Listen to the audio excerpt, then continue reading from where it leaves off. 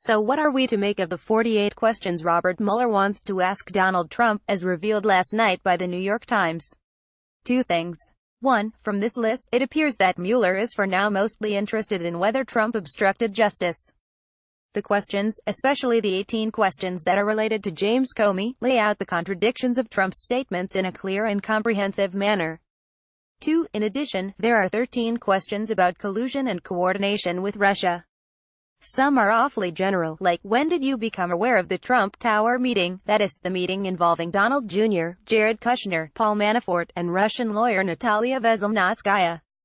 The open-ended nature of these questions, in particular, may be designed just to let Trump talk and trip up. On the first point, reading through the questions, it's hard to see how Trump dances away from obstruction. There are a few different versions of "why did you fire Comey?" asking, for example, about the interview with Lester Holt on NBC, in which Trump admitted that he fired the FBI director over Russia. "What did you mean in the Holt interview?" the question is phrased. This may be an invitation for Trump to say, "Hey, I was kidding," or an invitation for the president to contradict himself.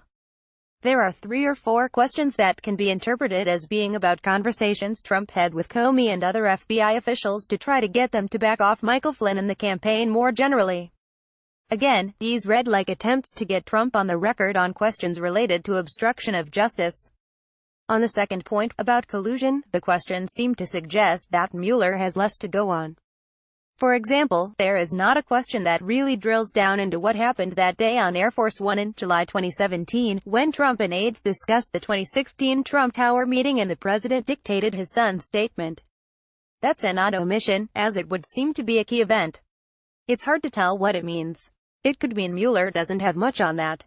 And it could mean Mueller has the goods on it but doesn't want that known yet. That is, Mueller and his team surely knew that this list would be leaked immediately, so one would have to bet that Mueller knows more than these questions reveal and just wanted certain things out and is holding certain other things back. How will Trump react to this list? He blasted out a few tweets about it Tuesday morning, trying to downplay it and of course lying, no questions on collusion. Given the false bravado that has gotten him through life so far, he's bound to look at the questions and think, this will be easy.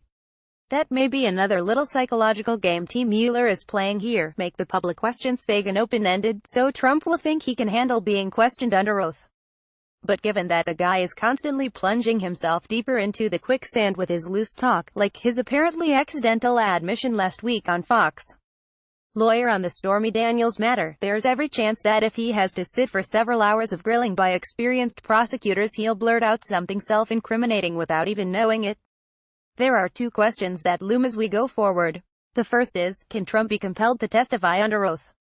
The short answer is yes. He might invoke his Fifth Amendment right against self-incrimination.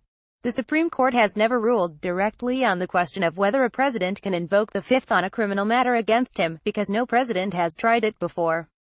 But if anyone would, of course, Trump would. Then our eyes would turn to the Supreme Court. In the past, the court has twice ruled against presidents in somewhat similar situations. It made Richard Nixon turn over his tape recordings, and it ruled that Bill Clinton was not above the law in the Paula Jones matter. So it seems possible and even likely that someday, it will be up to the Supreme Court to decide whether to compel Trump to testify. Would the 5 conservatives really hold that Trump's Fifth Amendment rights are greater than the clear public interest in obtaining a president's sworn testimony on a criminal matter involving him? And question 2, what can be done if Trump just lies his head off? Or, assuming the court would hypothetically compel him to testify, he barricades himself in Mar-a-Lago and refuses to show up. If he shows up and lies, well, maybe Mueller can prove that he's lying, but he would have to prove it not to the satisfaction of a jury, but to the satisfaction of Republicans in Congress, who would be the only people with the power to punish a lying president. Good luck with that. You are now subscribed to the Daily Digest and Cheat Sheet. We will not share your email with anyone for any reason.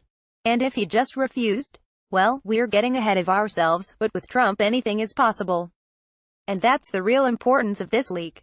Seeing these questions, in black and white, reminds me, starkly, of the showdown that is inevitably coming between this lawless president and the body of laws that are supposed to sustain the republic. It brings that fateful day closer, and if you're not nervous about that day, you're not much of a citizen.